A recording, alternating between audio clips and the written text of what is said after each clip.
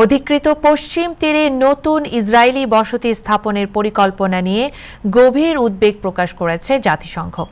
E1 এলাকায় ১,২০০টির বেশি নতুন আবাসন ইউনিট নির্মাণে দরপত্র আহ্বানের খবরের পর জাতিসংঘ মহাসচিব আন্তোনিও গুতেরেস বলেন, এ ধরনের পদক্ষেপ ফিলিস্তিনি ভূখণ্ডের ভৌগোলিক অখণ্ডতাকে ক্ষতিগ্রস্ত করতে পারে।